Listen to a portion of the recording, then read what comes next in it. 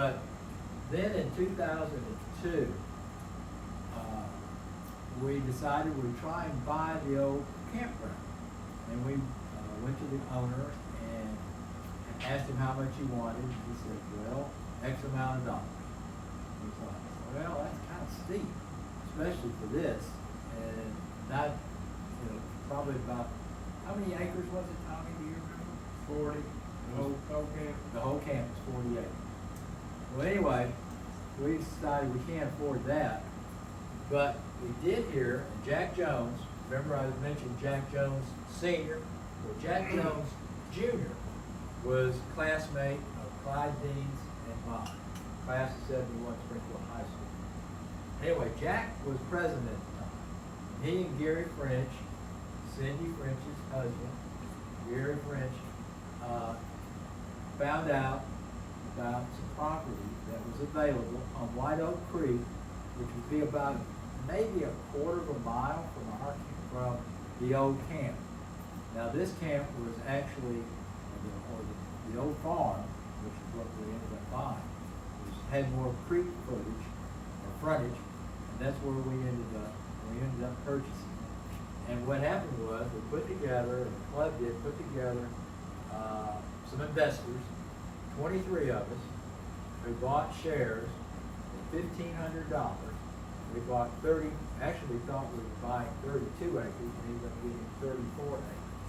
And that's what got us going. That's what has got us going in 2002, and that's where we've been ever since. During that time, we've built more cabins, log cabins. There were some outbuildings that we reconfigured to make into some new cabins. We've got the old pit house that's there that we've since torn down. I used to stay in that, believe it or not. That was an early day photo of it, but that was the old pit house, and they owned the farm and the property that we bought there. We also put in a pavilion. We have electricity, so now we can even air condition a tent or a cabin, or have a refrigerator going, or in my case, I always take a microwave. I can do that. And in the modern era too, we have cooks that come in for us. Now these are not the African American cooks. We have local ladies that come in and cook for us. They will cook for us meals Tuesday through Sunday. That's Tuesday breakfast, and also Tuesday supper, and then all the way through the rest of the week. And they do a great job. Like on Tuesdays, we'll have, for instance, we'll have sausage and eggs, or bacon and eggs, pancakes, hash brown casserole, biscuits, toast, spun honey. How many of y'all ever heard of spun honey? Just what I thought. I'd never heard of it either. Well, the White Oak Fishing Club, they have their traditions. One of those is spun honey, which, from what I understand, spun honey comes from the combs of a beehive, and that's what and it's sweet as it can be, buttery tasting, and really, really good. But that is a staple that we have on the breakfast table at White Oak Creek. How good is it, Colton? It's great. It's fantastic. What do you think, Tommy?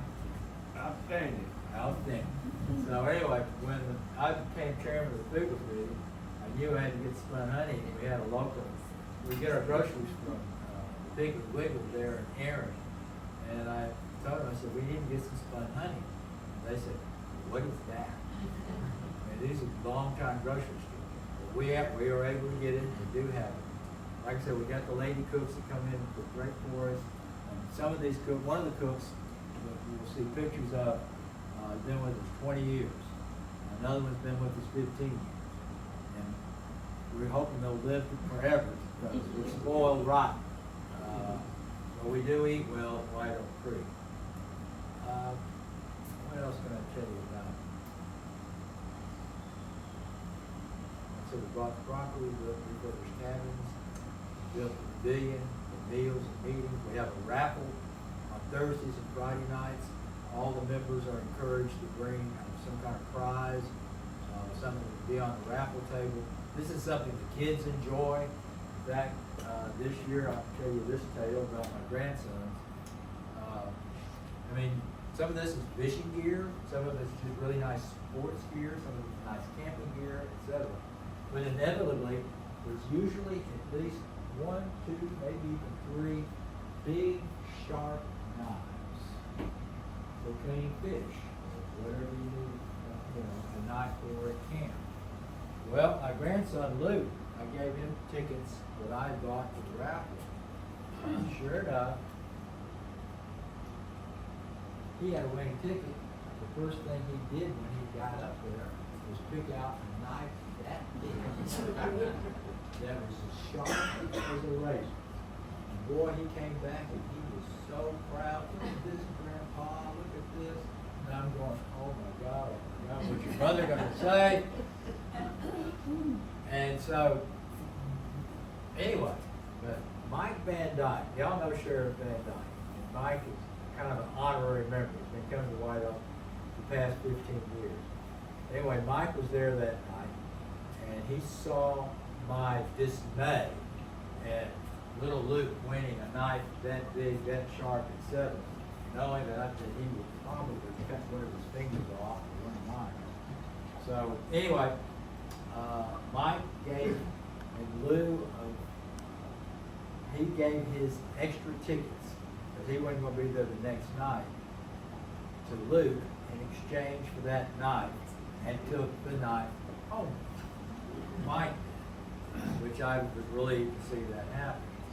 Now the other side of the story is, here comes Friday night. And Friday night, I told Nathan, the older brother, who's 9, Luke is 7. All right, Nathan, whatever you do, you win a prize, but now and they both got extra tickets. You win something, whatever you do, don't get a knife. Well, I could tell he didn't like what I just said. So, but anyway, later on, I saw him and I asked him before the meeting started, or the raffle started. I could tell he was down in the dumps. And I said, "What's the matter?" And he said, "Well, you told me I couldn't get a knife if I win." I said, "Yeah. Well, why can't I get one?" And then you know what? I got to think. I was about 9 or 10 years old. I wanted a big one. My dad got me one. They could get one.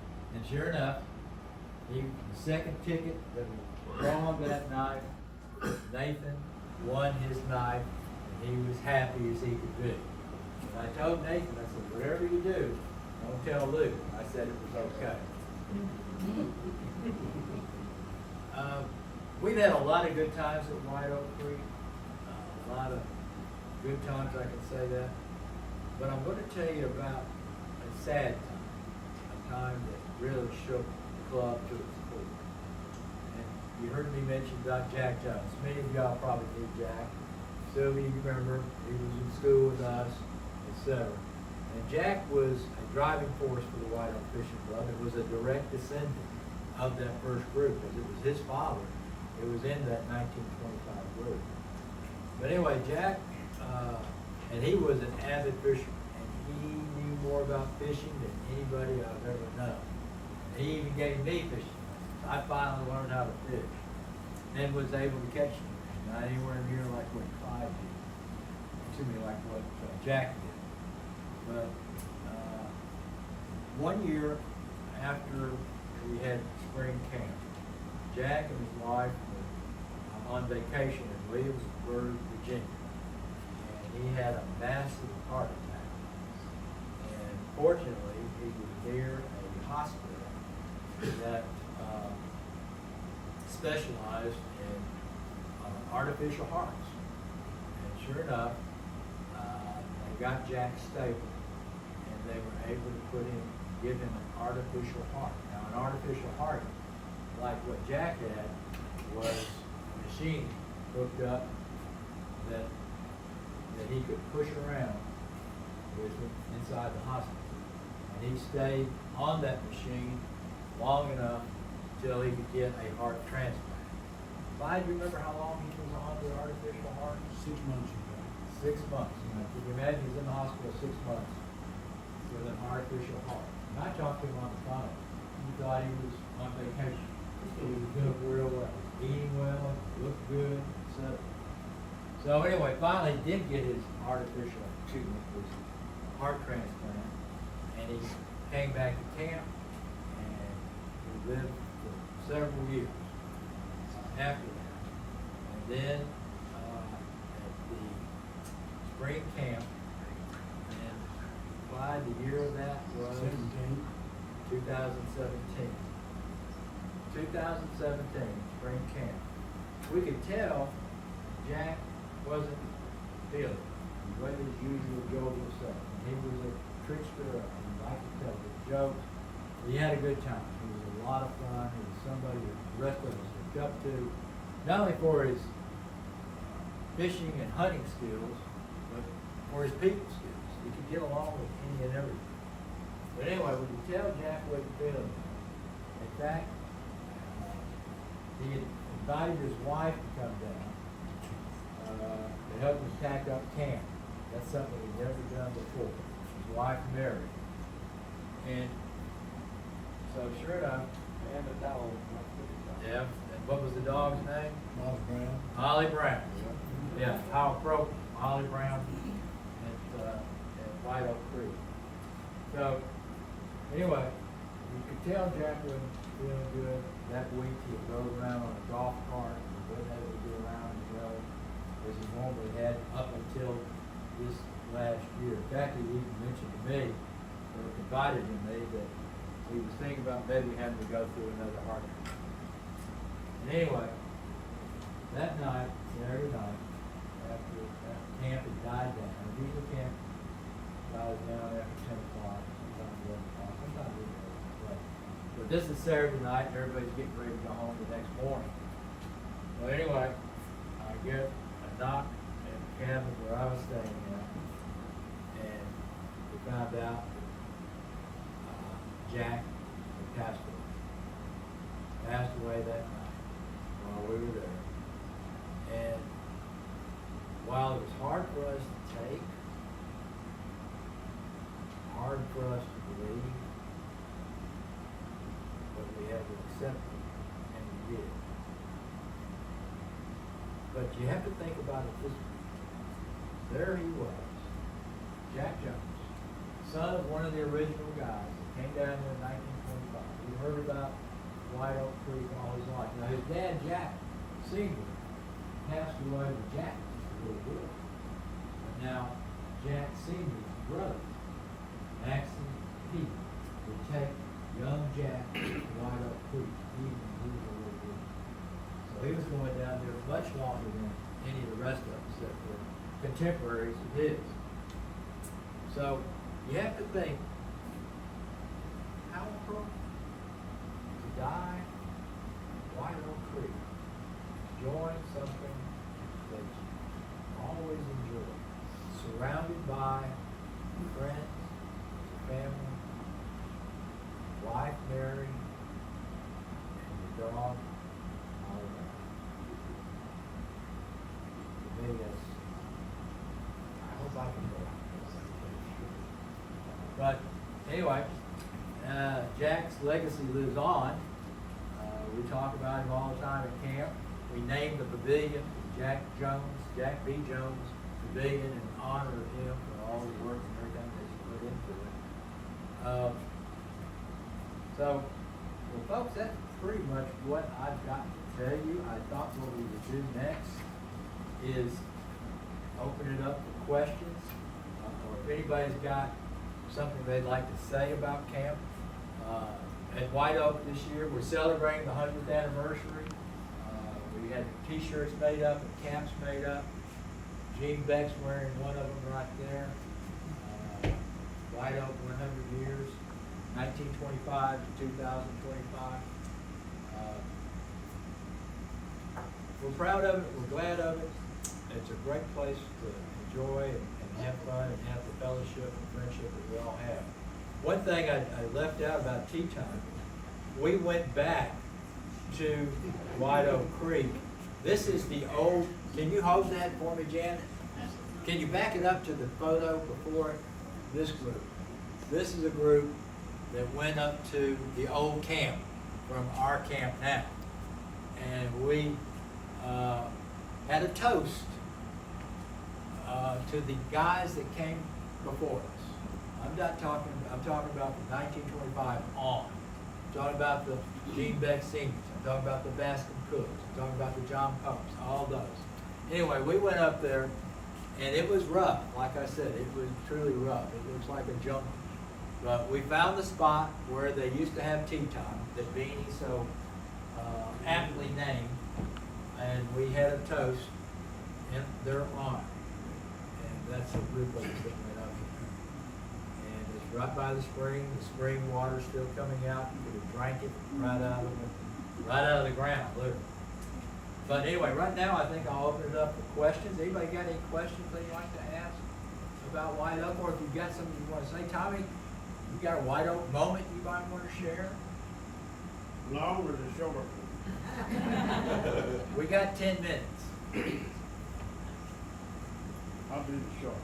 Okay. You know, Houston County is very rural. Make Robertson County look big time. We were down at the pavilion one weekend, and it was raining, and this couple stopped in and just came in and started talking to us. And the guy says, you know, my boy was over at the neighbor's house the other night, and they ran him off because me and my wife drink beer and smoke cigarettes. Says they're real religious people. I think it's some kind of Masonites. Well, what about Clyde Webb? That's the long one. Well, tell him. Please. Man lived down the road from our new camp, and he was big into mule and wagons and Columbia, the Mule Day, and all this stuff. And we were down there wiring the dog trot house for electricity. And I saw him coming down the road with his family in a mule and wagon. I went out there and stopped and talked to him. I said, has this house ever had electricity in it? He said, no, it ain't never had no electric in it. He says, I've been down here 72 years and it never had no electric. Says, but I remember when we got electric down here in 1951. Said them TVA boys were running them big wires down through there and putting these poles in. Said my neighbor, he wasn't too sharp, but he took a piece of fence wire and climbed up a pole and wrapped it around one of them big wires and ran it in his house. He had one socket in there and a light. And the TVA guy said, well, we're fixing to cut the power on for the first time in history, cut the juice on. It's gonna be just in a little while. The guy said, I got to go screw in my light bulb. Well, he screwed it, dropped it, busted it. Got this truck, went up on the ridge, Tennessee Ridge, and went in the hardware store and told the guy, said, I need a light bulb, need it quick. They're fixing to cut the juice on down there, and all I got's a corn cob stuck in there holding it back. That's a true story. Yeah, and Clyde Webb, by the way, is who I got that moonshine from.